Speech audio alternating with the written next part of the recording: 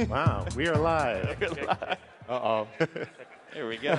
You guys are about to get a really good story. Finish that R-rated story. Yeah. All right, thank you for coming. Welcome. We are the funny panel. I cannot guarantee this is going to be funny at all, and more than likely it's going to be somewhere close, but Mildly entertaining. mildly entertaining. moderate, We're hoping for mild entertainment. My name is Jason Katz. I'm going to be the moderator for today, which means I just get to be the first one that speaks. Please keep it cool in here. My mom's in the crowd, and I need you guys to be respectful of that, if you could. I'm Jason Katz. I'm a story supervisor at Pixar. I've been there for 21 years. I've worked on Toy Story 3, worked on Finding Nemo, currently working on Coco, and was lucky enough to be a part of this book. Yeah, my name is Kelsey Mann. I've been at Pixar for about 7 years and was the story supervisor on Monsters University, and then on The Good Dinosaur, and on a new film right now. It's just beginning. Doesn't even have a title or anything yet. I'm Bob Peterson. I've been around for 23 years. And my first gig was as an animator on Toy Story. Then I moved into story art on Bug's Life. I was a story supervisor for the original Monsters, Inc. And then moved into writing, and I've written for Finding Nemo and Up. I was the co-director and writer, and Good Dinosaur. And then lately I've been on Finding Dory and Cars 3. So I've been around for a long time to see the either working with story art or writing or actually drawing since the Joe Ranft days. I've been around for a while. I'm Ronnie del Carmen. I started in the year 2000. My first gig was Finding Nemo with Jason, Bob, and Jeff Pidgeon. So I started as story artist, and I became story soup, and I was the story supervisor on Up. It was my co-director, Bob Peterson. Here, he was the co-director to Pete Docter. I was the head of story, and I was the co-director on Inside Out recently, and I am bumming around Pixar. I'm Jeff Pidgeon, and I've been a story artist and an animator at Pixar going on 25 years now. And right now I'm working on Toy Story 4 and, you know, just going along, merrily along. So we're going to keep this kind of loose, if that's okay with you guys. We have some stuff we thought would be fun to talk about, and then we're going to go and love to hear from you guys and ask or hear any questions you guys might have. The first thing I thought we'd talk about is just how the book came to be. And we're going to do the best of our recollections, so we might be fudging the truth just to make it a little better of a story than it might have been. But I remember getting a phone call, and we have a great relationship with Chronicle Books. They're an amazing publishing company, and they do a lot of our art of. They do a lot of stuff with us, and they're just really great, smart people. And I got a call saying, hey, we want to do a storybook. And we want to do something about all those drawings, all of those ideas that may never make it on to the screen. And that just was so exciting because, you know, that's what we do for a living. It's what we do for fun. It's what we do on you know, the side of a piece of paper during the middle of a meeting when we should be paying attention. And it was exciting that they really wanted to make a book out of it. It felt legit. And so we started working on it, and the archives group at Pixar is phenomenal, and they collect every little drawing we've done, and they get angry at us for all the drawings that we didn't save from the old days. And it started a collaboration that ended up becoming the book. It started out as a giant book with a room full of boards, full of copies of drawings, and we were really excited. And then they said, no, we're only going to do about a third of those. And so that's it. Over months, we kind of worked on that. We worked back and forth with Chronicle, trying to whittle down and see what we can put in, see what legal would let us put in. There's a lot of stuff that we really wanted to have in that book that didn't quite make it. Why is that? Gosh, I don't know. We keep blaming it on legal. I don't know what that means. Was there off-color material? There was a lot of off-color material. Again, a lot of the material in this book was stuff to either make, certainly to try to help in a brainstorming session, try to help solve a story problem, try to help move the film along. Some of it was to just scratch at a joke or make each other laugh in the room. A lot of this stuff. I love That made it. watching. Not all of these are in the book. Yeah, you know what? And you might get a preview of some things that didn't make it in the book because I didn't really have a chance to go through all of the images. Don't tell legal. Yeah. Right? Jason. We're all friends here.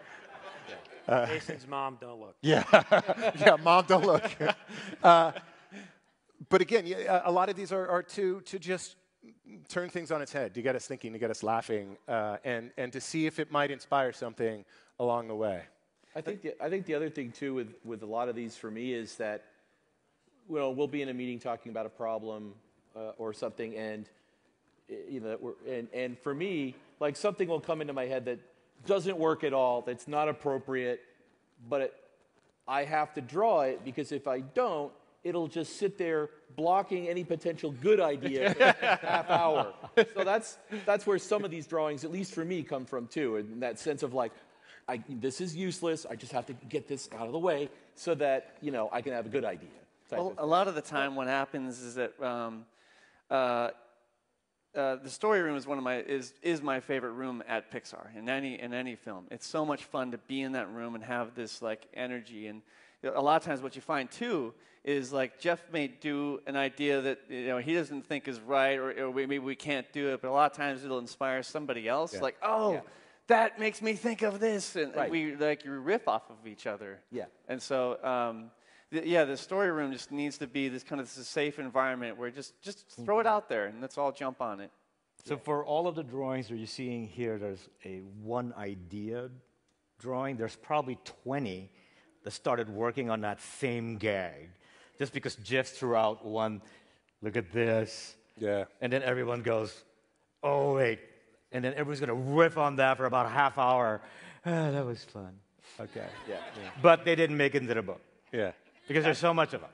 It seems like there's 2 or 3 sort of modes that you work in as a story artist. And one is you're given pages and your job is to visualize those pages, and so you stick to it.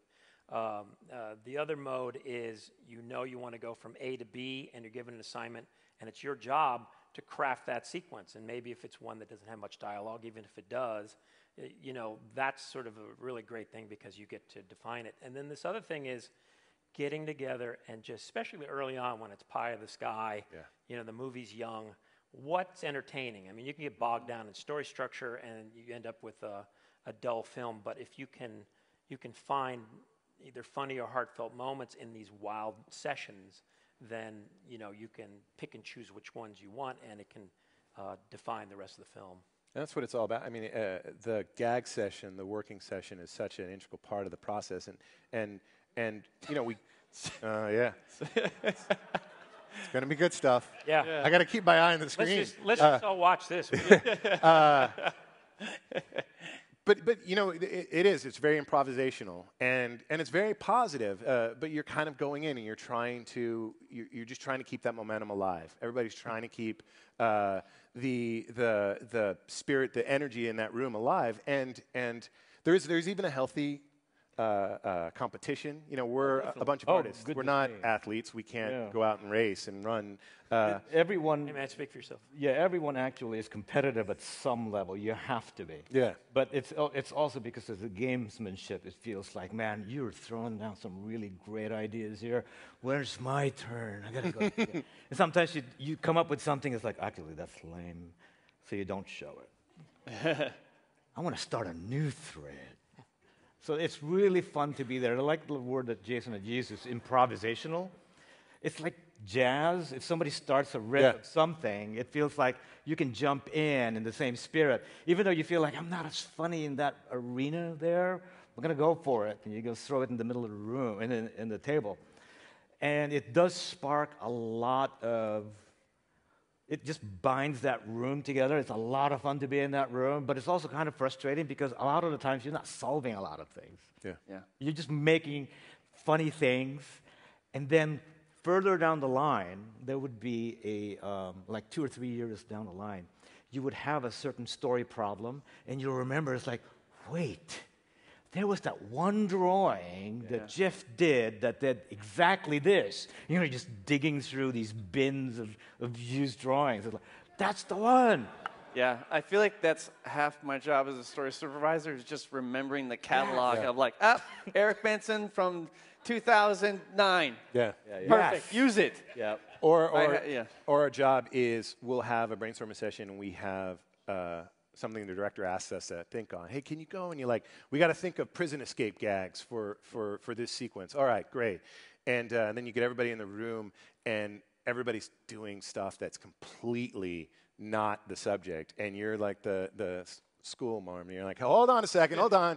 We have to fill this board or we're going to get into trouble.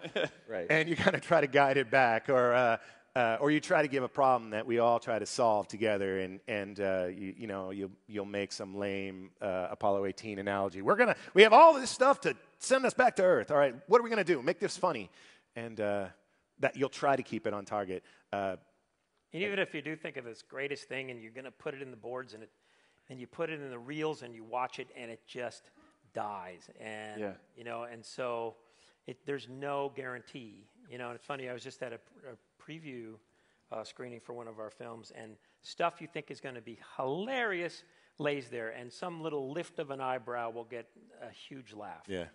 Sometimes you don't know till you get it in front of people what it's going to be.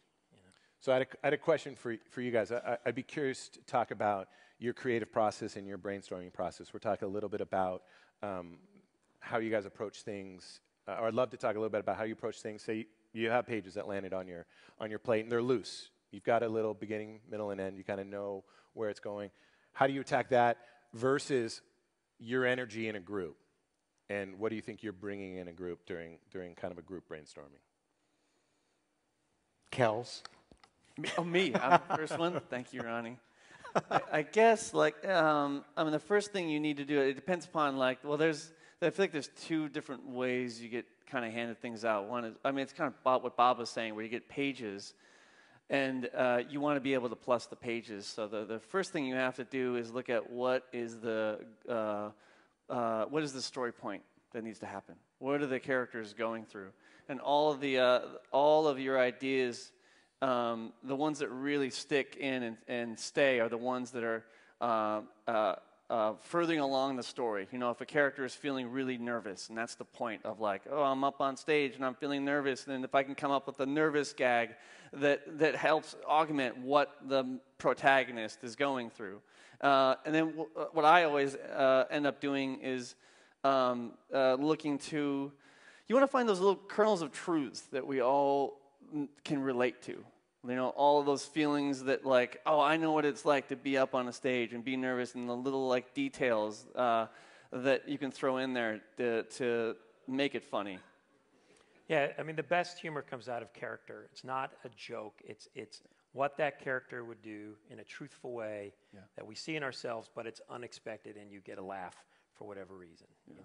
And my working style is I love to work with the energy of everyone in the group, but I also like to turn the music off and just go to my desk and put my head down, and I'm assuming that wasn't for me putting my head down on my desk. But I think both are valid. Just the quiet of your own brain, sometimes you get better ideas than when in the cacophony of the room. Both are valid.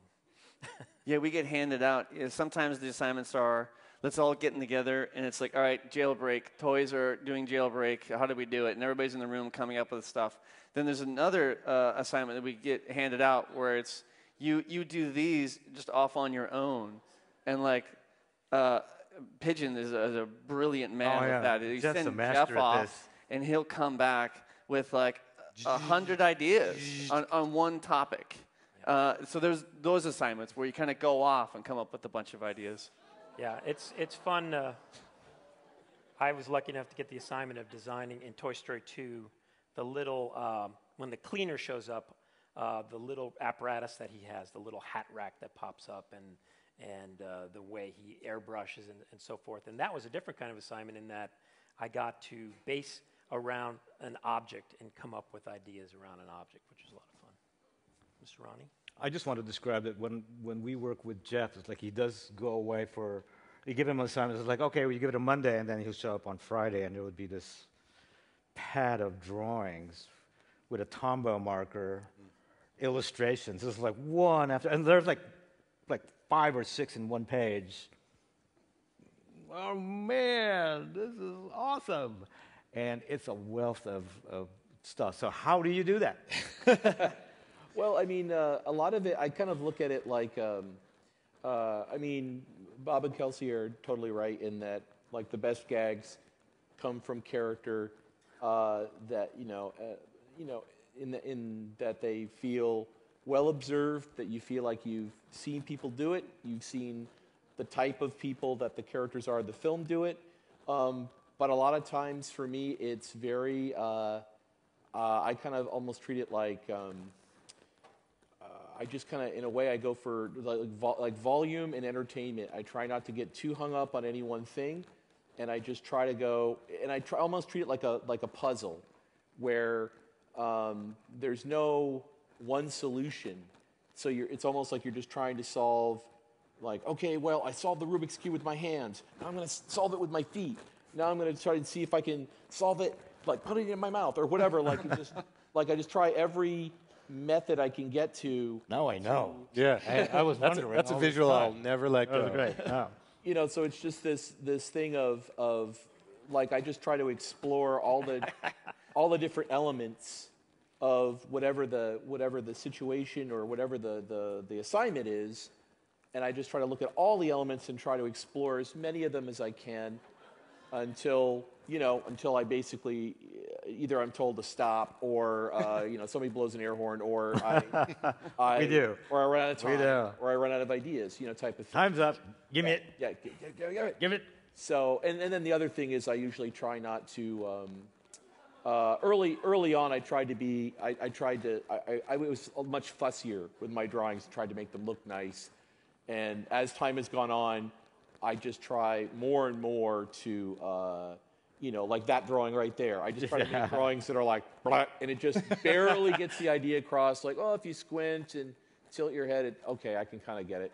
And that's, especially for all these smart people I work with. Why can't we have that in the film? Make them that. Why is that not in the movie? Yeah, no joke. Yeah, this book really should have been the art of Jeff Pidgeon, and I know, that would be awesome. It's our loose goal to just try to Yeah. make a book for you. Well, I feel pretty happy with the amount of stuff I have in this book. There's a lot in there that I've done, and but it's just fun to cheat on a test. Like, well, how do you cheat on a test? You write on your arm. Well, how would a monster do that, right? Yeah. You just try to think of, you start with the classic thing. If you're going to cheat on a test, you're going to look at somebody else's paper. Well, how would a monster do that? Well, maybe their eyes are like a snail, and they kind of stretch over and look instead of just tilting their head. Like, they don't actually have to move. It's things like that. You start with reality as it's like pushing against the wall of a pool. And, the wall is what you know. And you try to extrapolate from there, like, okay, well, how do you take that truth and put it in this new context? And, the humor comes from the way it's done here. How does a monster do that? How does a toy do that? How does a 70-year-old man in his house do that? Type of thing. And It's that truth you're talking about. Think about mining from either experiences or movies you've seen or whatever, and you just look at it and go, what do I know about these things, and how can I put that in a way that, in a way, it's almost like translating behavior, But it's also kind of like trying to find out if you're going to make your fellow story artists laugh. Oh, yeah. You just don't know in that volume game, kind of like which one they point to and start laughing at, and they start showing each other, and so like, okay, that one worked. Yeah. And don't you feel guilty because we get to do this all day and we come home and sometimes talk to your spouse and they had a tough time with the kids. What did you do today? I worked on a monster cheating by drawing on his tongue. That's Yeah. what Yeah, you come home. I'm so tired. My stomach is so tired from laughing all day. How was your day? Oh, it was hard? Oh, I wrecked my scooter on my Hawaiian shirt. But it looks a lot like I spilled phone my free doodles. cereal all over the floor. It's a terrible day. See, all of them do That's a feel cool like it. page because we do that a lot where you'll just take one page and just flow hundreds of ideas and draw a lot of arrows. You know, it's sort of the beautiful mind kind of way of brainstorming this. Yeah, Matt Lunn is another. It's the Jeff Pidgeon Matt Lunn book, and he's another artist that just was so prolific. You know, Jeff and Matt very similar. You just give them an assignment, and they will come back, which is a ream of paper, and idea after idea after idea after idea. Hey, so one thing I want to talk about was the personality of a brainstorming session. So when I think of a brainstorming session, again, I couldn't agree with Kelsey more. Like, it's one of the story room is one of the best places to be, and it's so exciting and it's so rewarding. But it's really funny to notice the personalities in that room. And I don't know if you guys, like, when you guys think of what that room is like, you know, the one person I always think of is there's this is me in a story room is and you'll probably have already started to sense that by listening to me talk. I call it the dog trying to sit down syndrome, where you just kind of start talking about something and you keep talking about it and you keep talking about it and you finally are trying to get to your point and you're working your way out to a point and you finally get your point and then you stop. That's me in a story room. I finally get it out. Yeah. Everybody's patient. Yeah. This is what he does. He'll sit down eventually. I'm going to go to coffee and come back. Well, you pair well with the very quiet artist that's afraid to slide their work forward and just sitting there. A lot of times we'll draw something and then put it away, but put it in a way that people see them put it away, so everyone goes, "Hey, what do you got there?" "Oh, I can't possibly show that."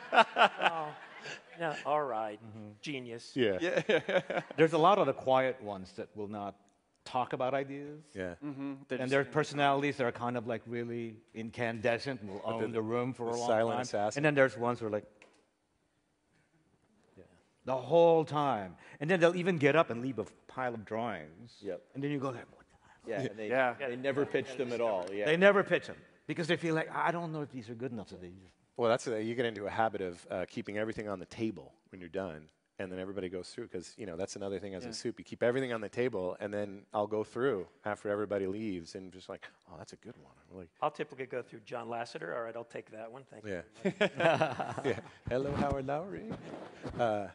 What about you, Jay? I think of, like, there's the caricature artist. There's always someone in the back who's not giving any ideas. They're just drawing characters the whole time. Yeah, Steve Purcell will do that. You know, he'll do really great caricatures. I guess did Teddy do that in meetings? I mean, no, not usually. Teddy was he always does beautiful caricatures. I couldn't remember if he did it like no. He was real always time, really prolific. You know? Teddy's another great one. Like, there's certain types of people that give you certain types of stuff, and like some of Teddy's stuff is on here, and his stuff is so out there. Teddy Newton. Yeah. Teddy Newton. Yep. He'll do stuff that a lot of stuff of Teddy's is like, we can never do this. Yeah. No, this is hilarious. Completely unusable, but hysterical. Yeah. But like we were saying, some little nugget of there may come to create something. Absolutely, yeah. And we were talking about this. It's kind of like DNA. When DNA will split, you'll get little mistakes as it does it, and that's what sort of generates evolution, because you're going on to a new trait accidentally comes in. You were mentioning it earlier, but that's what it's like. All these little mistakes are thrown out, and then something in there will cause an evolution in the story. Like Ricky Nirva drawing Mike Wazowski in the background of a street scene is this little green guy, and it's like, wait a minute, that guy's funny. He had no intention of character. It was just really an example of where the boundary of the playground will start. When you're in the beginning of the movie, you kind of like want to map out kind of like, this is where the movie will happen within this locus of points in this playground. But when you're in a story room, eventually, this is the place wherein that boundary gets exceeded, and then you have to enlarge in that circle, because somebody draws something that feels like, oh man, that's completely out of bounds. But wait a second. Maybe we're being too careful about this idea, or being too careful about this character. So that's really necessary, those bomb throwers that would kind of like ignite the whole thing and feel like everybody's shaking their head, okay, no way we're going to put that in a movie. and then later on, it's in the movie because we were still very careful. We don't know exactly what the parameters of the movie should be or what are the extremities of this concept should have. So those kinds of ideas like Teddy's are really vital to kind of shake things up. Yeah. Yeah, I mean, you have to, it's, a lot of it is about, testing limits and not necessarily, it's in the sense of, sometimes I think you could be conscious of it, where some people are, I feel like Teddy is very aware of the boundaries that he pushes against, and I think other times, it's like with me, and I'm sure with all of you have done the same thing. Again, where you look at it and you go, okay, I know we've talked about the boundaries we have right now, but I have this funny thing in my head, and I'm just going to say it, and then we'll see will that reformat the boundaries? Will it reconform things, or will it, okay, thud, and it's not that great, whatever. Do you move on and the boundaries stay the way they are? So sometimes it's unconscious. I think a lot of it is us just trying to entertain each other ultimately. Yeah. Not in a friendly, competitive way where we want to top each other. Yeah, which just and funny it's does. like, It's also a good reminder that this is a visual media, and you don't want to rely on dialogue for everything. You want to right. make sure you keep a visual component of humor mixed in. So yeah, a lot of those things will we might even act it out in front of people, or we might, and then we draw it afterwards, because sometimes you just want to, it just depends on the day. Like if things are flowing well and you just want to get it out in the air as quickly as possible and see if it lands with people. And then if people respond well, then you draw it. It doesn't count. If there isn't a drawing, it doesn't count. Well, that's the gauge response, right? Yeah. And then if and it's like, okay, then now that we've seen that it clicks with people, okay, then we'll sort of document it sometimes. Sometimes the drawing is almost after the fact, and then sometimes people are talking and you're like, and then you sort of show it afterwards. And then there's people who draw someone else's idea and get credit for it. What do you guys? Do you guys want to do some questions? Do you guys have any questions out there? Or? I think there's microphones that are ready to go out. There's a hand that went up super fast right over there. You can yell it out if you are impatient. My name's Ivy. So I was excited for The Good Dinosaur because his sister was going to be named Ivy. Why did you guys change that? Wow. Not a selfish question. It wasn't personal. Why did we change the name from Ivy? I think by the time when I came on, I Blame think it on legal. was Blame it on legal. I think I don't know why they went away from Ivy. When I came on, the names were changed, so I'm not quite sure why. I'm sorry, Ivy. We'll create another character for you. So sorry. Ivy. Poor Ivy. There's other movies with Ivy. There are other movies. That's good. Consolation prize. Hello? Hi. Thanks so much, guys, for just coming. How much of the script are y'all fed at the beginning, or do y'all not have a script and y'all are just all in a room? It varies enormously. It really depends on the point in the production and the production itself, I would say. Yeah. It varies a great deal. Sometimes we may just get a situation. Other times we may get full pages that are like, do this, we want to see if this works. It really varies a lot. Your job becomes the first sort of cinematographer, the first actor. You're doing all the things that will end up in the film. You're making the first cutting choices as a story artist. And so you go away more from content and humor and more to just pure filmmaking. Yeah. We talk about seasons, too, in the process. I mean, you have development time and everything kind of before that first screening where you'll have more brainstorming opportunities. You'll have more of those pie-in-the-sky things. You'll have a director and sometimes a writer, and sometimes they're the same person who, I know here, and I know here, and I know this kind of has to happen here. Can you just figure out some of this stuff? And you'll get some of that, which is exciting. And then once you get the movie up for the first time, you're kind of moving into another season where you're ideally kind of refining that and working off of that template that you currently have. And it depends on who you hand it to. So there are people who actually don't need much in terms of, like, if the director has a relationship with several different kinds of story artists. There's a story artist where you kind of like, I don't know what happens here, but this is the intent of the scene. And it's really just like 5 sentences. There's no dialogue, nothing. It goes from point A to point B and hand it to that person because that person will actually make something out of that. And then there are people kind of like you need to actually have, I have dialogue already that I really want said, but this person actually is good at emotions. So even though the words are there, they're saying it, but I want to make sure that the behavior shows up and you give it to that person. Yeah. So it really varies. Yeah, and in the old days, it seems like we were more shooting at the hip. Some of the early films, we got going before the script was really hammered out, and now we try to do at least a couple read-throughs of the entire script, beginning, middle, and end, and then we start boarding. It doesn't mean we don't develop ideas and gags, during that time, but we're a little bit more slave to the word on the page when we get started now than we used to back in the Monsters, Inc. and Nemo days. Like when you're in these sort of gag sessions, like, and you're trying to make each other sort of laugh, is there like is there a certain line that you don't want to cross where, okay, that gag that you just did is a little too in poor taste or politically incorrect? Or that's where we start. Yeah. No, obviously. I wouldn't have anything to say if there was. We always wanted, because we know that there's things that we can't do, and we try to make it a room that's not too X-rated, but sometimes you get bored and these things come out. I keep saying you always think, well, that'll be in the other Pixar company that's formed, Pixxxar. Based in Amsterdam. Yeah, it's based in Amsterdam, and we will have nothing to do with it. We allow those things because it actually spurs creativity, because if you actually have a lot of rules, creativity kind of dies. You don't want that. That's the main. You try to edit yourself. Yeah. And it's to a point, you try to edit yourself as little as possible, because there's plenty of opportunities for that later in terms of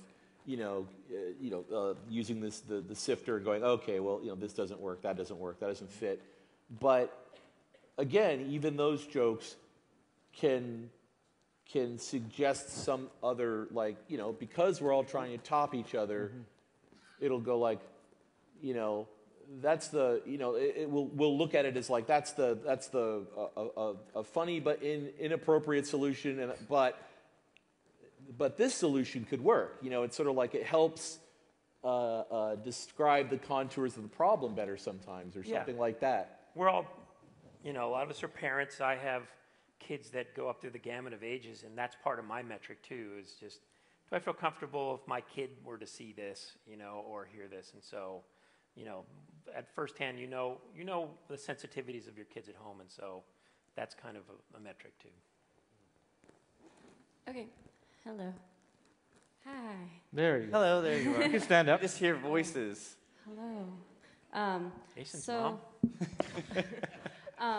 So when story wraps up, basically, and production begins, is that kind of a push and pull sort of relationship with production, or does story end and production start? The story never ends. Yeah, I was like, wait, what? I wish. I'm sorry to burst your bubble. What is it? Production Aliens? Sort of a Sometimes it's gradual. Sometimes we're kind of overlapping. Sometimes you're in it to the bitter end, and you're making tweaks and changes. All the way to the end. That's why they call it storyboard. It's reboarding. Yeah, You're always reboarding. reboarding. You're workshopping through the bitter end on the in story while the production's going on. So you come up with a good idea in story, and a bunch of people have created something and animated and lit it, and they say, wait a minute, you have this great idea in story, let's redo this, and then people are at your office cursing you out. Yeah, I'm not saying there's no conflict within the other departments within Pixar. They hate us. They think that we can't actually you get it figured out sooner? And why do Yeah. you keep changing Why your didn't mind? you say that joke earlier, like 2 years ago? Does it need? Yeah. No, Exactly. It didn't occur to us 2 years Because ago. we're dumb. or we thought the movie was going to be this, and now it just Yeah. isn't. Well, look, it's like B. And it's- Look, a B+ is a passing grade. Yeah. Yeah, we want an A+. But the other thing about making movies is that if you didn't have to release it, you would keep working on it. Yeah.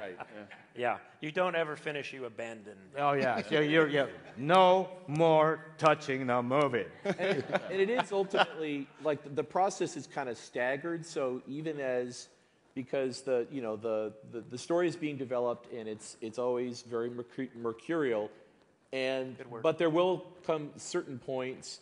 I read my Reader's Digest. But you get to a certain point where, okay, well, the other departments have to start working. So you have to, the machine or the team needs to be fed. So certain things will be approved to go forward, and now those are like givens.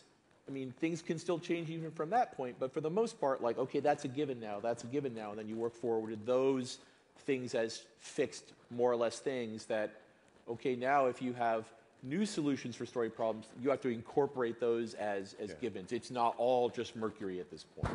And we take our time too. I mean, our story process. I've been working on the film I'm working on now for 6 years, and 6 years, man. It was probably 4 years before we started. Or getting 15. I mean, 3 years. Yeah, sorry. So we're not gonna. We're also trying to be as smart as we can with the films and not throw things in. It doesn't mean that changes don't happen, but you try to avoid it. Yeah, figure it out. Figure it out soon. First time. Yeah, just write the story. Yeah, why don't you do it? Huh? Figure it out. Let's do it. Wish we could.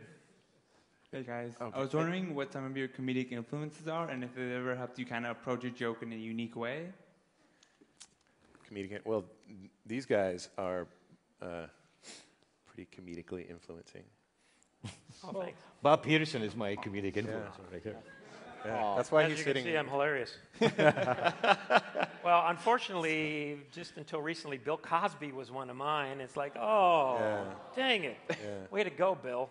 But, and, just looking back, he was great at timing. I just loved his timing, just how he would stop and pause and make a joke. And then a lot of his humor came out of stories and characters. And I know for me and Jeff, it's also Charles Schultz with Charlie Brown, because there's a great mix of sort of surrealism and angst in Peanuts, and so I was really touched by that. And Calvin and Hobbes, The Simpsons, we watched The Simpsons religiously, that sort of thing.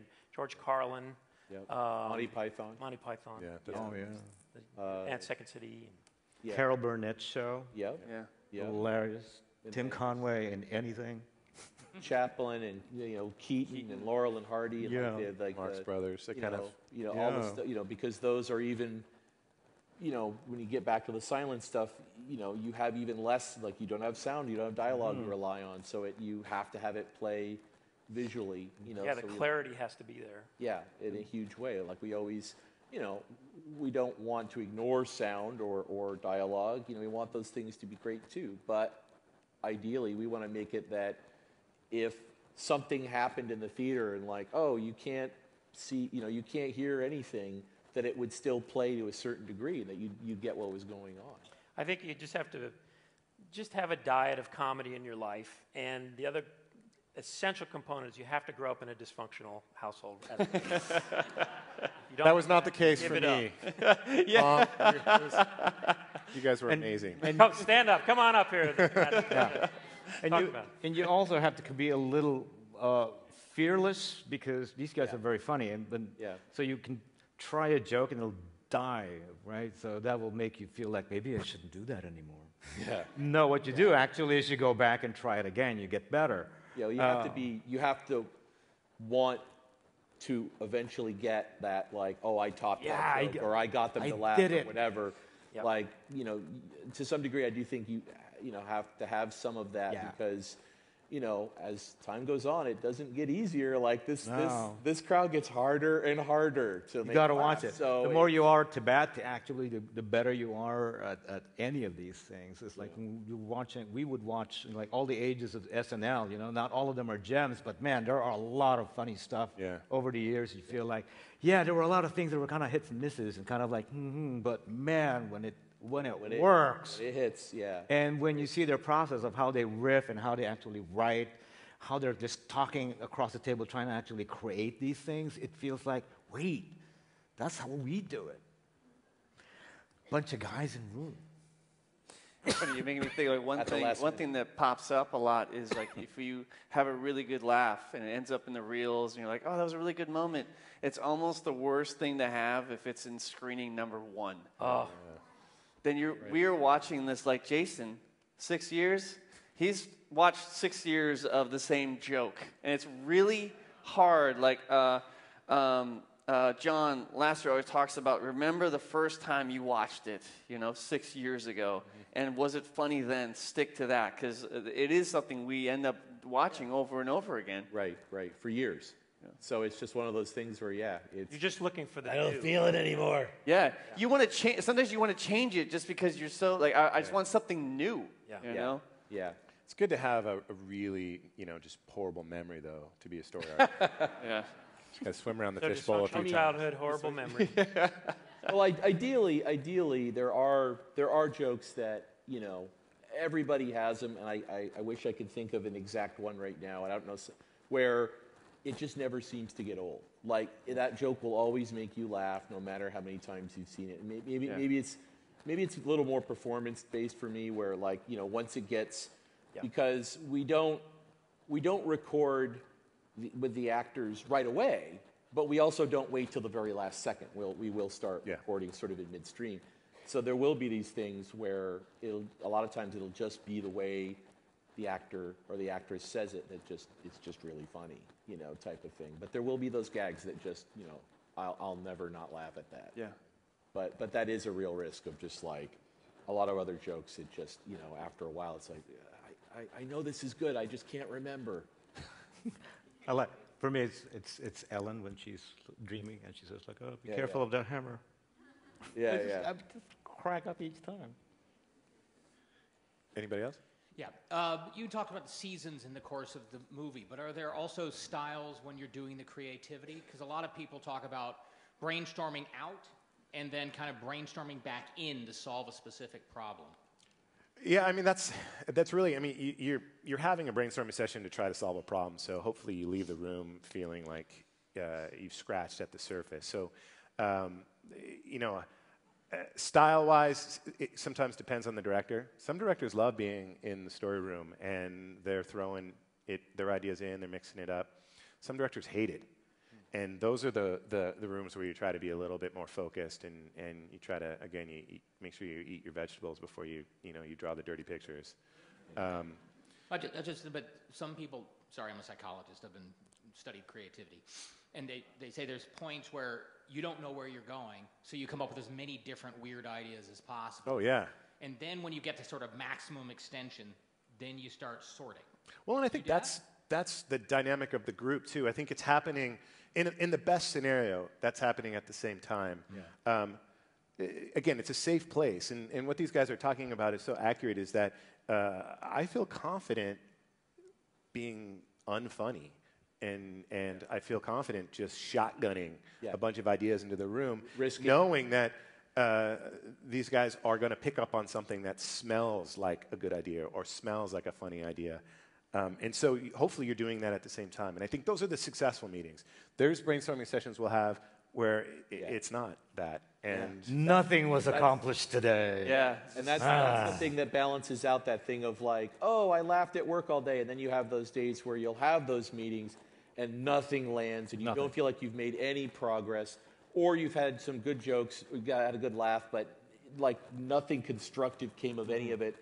And it's just like, but we do categorize. That's where it's a job. We do categorize it later on, where after like a blue sky session, you need to actually consolidate because you're going to only have so much room in the reel to actually put the right specific gag in. And hopefully it's not just working as a funny moment, it actually works in service of the entire movie, thematically or for the character. So we do have to kind of like cull down and kind of like make sure the most hardworking one that we put into the reels. But then you go back and forth on that too. Because your reel, sometimes it's like you got a good screening and then you have a horrible one. Like, okay, blue sky again. Yeah, the general season is creativity going outward, just like pie in the sky, and then coagulating down, and the creative sessions are more specific as you go. You look at the book too. I think the book is a perfect example of that. There might be 10 gags in the entire book that actually made it into one of the movies. Right. And over the hundreds of drawings that are in the book. And so that's probably pretty accurate. It probably is actually the ratio of even gag. It's probably and for every drawing that's in the book, there's probably like another 100 or another 1,000 or whatever that were generated during that production. So if this was a business model, it'd be like, well, we're not going to put up that story. I mean, we throw out 99% of everything. Just going in that most of your day is just going to be thrown out, no matter what you do. And that's how you hopefully get to a quality product. So if you like frustration, Joey's story. You want to be a story. Be a story. We're hiring. But it's a weird. Do you have I think it's a little bit like. I mean, I've never tried stand-up, but I get the feeling it's a little bit like it in the sense that, you have all these days that are hard and that things don't land, and you go home. You leave feeling like, why am I doing this? I'm going to get fired or whatever. But the days where it lands and you spark stuff for people and people laugh in the room, and it's, of course later if it makes it in the movie, but if you make people laugh in the room, people that you respect and think are really funny, that's really addictive.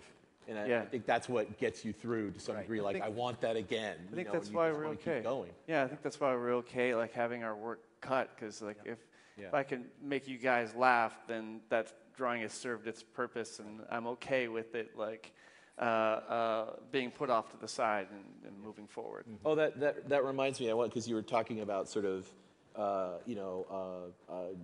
taking ideas out and going back in. I mean, for me, I basically, like from my perspective, I just go all out, and I don't worry about editing or logic or anything for me, because I don't feel like it's good for me to do that, and I trust, Jason's had a story, Bob's had a story. These guys are great story heads, and I have great directors that I work with, and you don't always see. You talk to any artist in this room or in this convention or here, nobody has maybe an accurate view of their own work, right? So I can think there's a joke that stinks that might ultimately really explode with people, and so I just go like this, and I trust that these folks are amazing, and that they are, and that they will pick the best stuff, and that I don't have to worry about that. I will let the team and everyone else do that sorting for me, and so that way I feel more free to just go. And I think it's just better to have just sheer volume ultimately, because then it's like there's more stuff that could stick and work. Just one more. Yeah, we have one more? Oh, yeah. All right. I was going to ask, how does the energy in the room change when it's time to do like an emotional beat, like throwing all the toys in the incinerator? Like, is that similar to the gag days? Like, how do you balance those two sides of the movies out?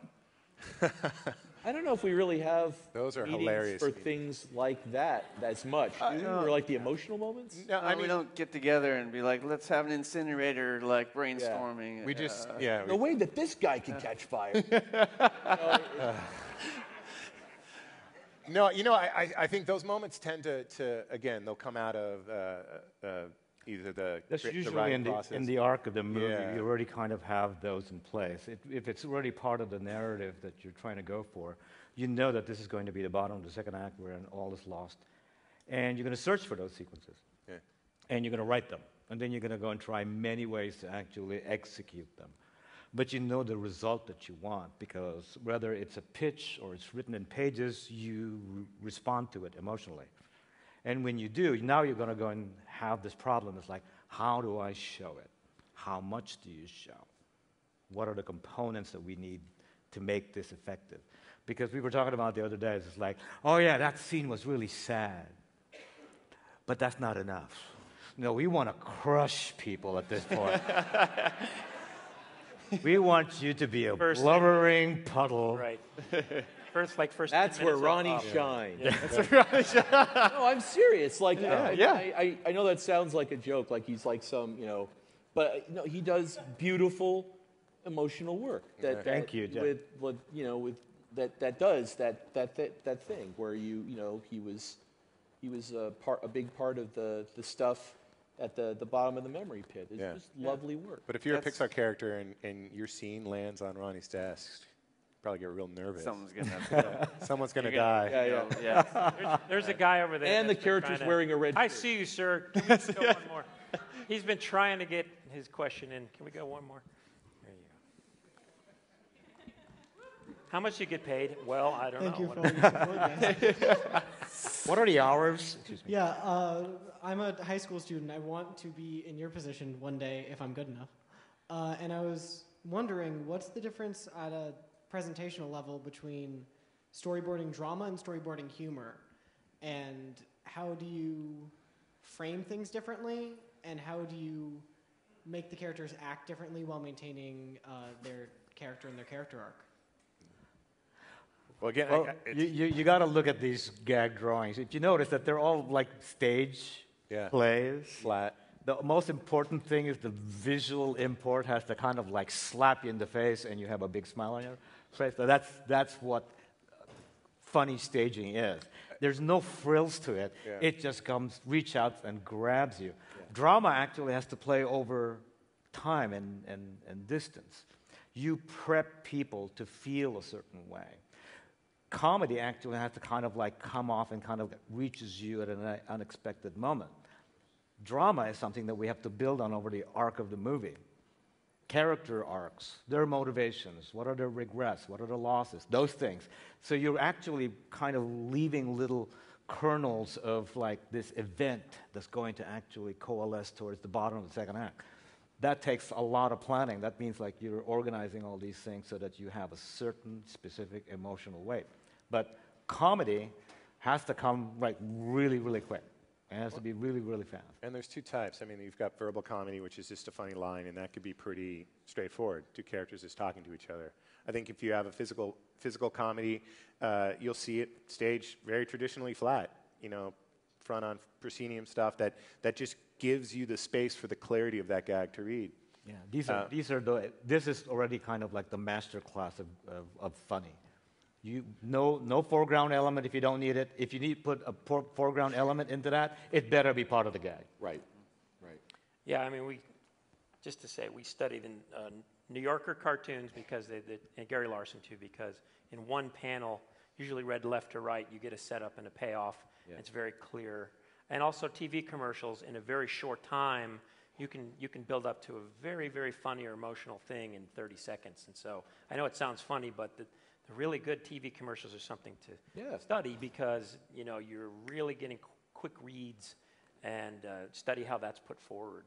But I think that the same rule is true maybe for comedy and drama and everything we're doing. I mean, clarity is something we're putting right up there. It's the most important thing. We want it to be clear. You want the one idea to sell, and ideally it's the one idea at a time. So if I'm doing a joke and I have a setup and a payoff, I want that to be just as clear as possible. So I might do it with my filmmaking. I might do it with my cutting. I might do it with my timing. Sometimes sound. Sound. I mean, sometimes the filmmaking can make the joke funnier. But it's the same with drama. I think you can't have if it's real, if it's not. You could create an emotional scene and it could just be something you feel and you move on once the scene ends. If you are doing what Ronnie was saying, I mean, the true successful emotion, you're doing the hard work. You're building up so that feeling is super clear, and everybody in the audience is feeling the same thing at the same time. I'd like to comment on sound because as story people, we actually have this language that includes sound effects. So a bunch of story people are talking, and we're outside of the studio. We sound like insane people. Because sound effects are part of it. Jeff is particularly awesome at it because when he's talking, and we're just with our own tribe, essentially, we can speak in that language. But outside, people are going to be wondering, what the heck? I still remember Jeff would it'd be like the character is in an airplane, slides a thing out, jumps out, and is like flying, and it's like this going down, falling, and just this little act. I'm like, that's hilarious. Yeah. That's so hilarious. I was at a party once.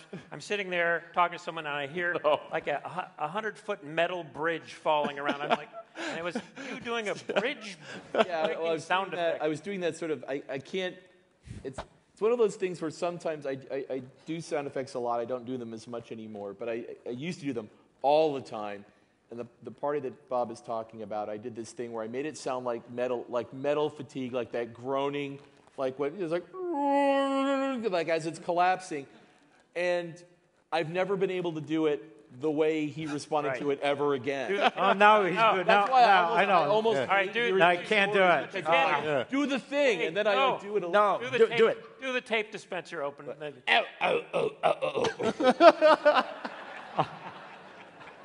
Now, see, that sounded more like the metal bridge. There's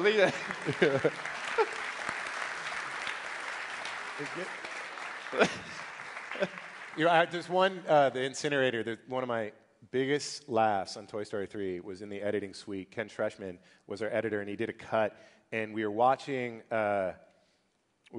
it. Like I think it was the first time it was all put together, and so we were sitting there watching the incinerator scene, and it was this giant Howard Shore music going crazy, and we're all leaning in, and they go into the fire, and right when the crane is supposed to come, he just animated the characters going in the pit, and then he went to the credits, and it was, you gotta... It was the best gag ever. Wow. I never heard about that. Oh, yeah, that was good. The end. Yeah. Well, The end. Thank you guys very much. Thanks for coming. Appreciate it.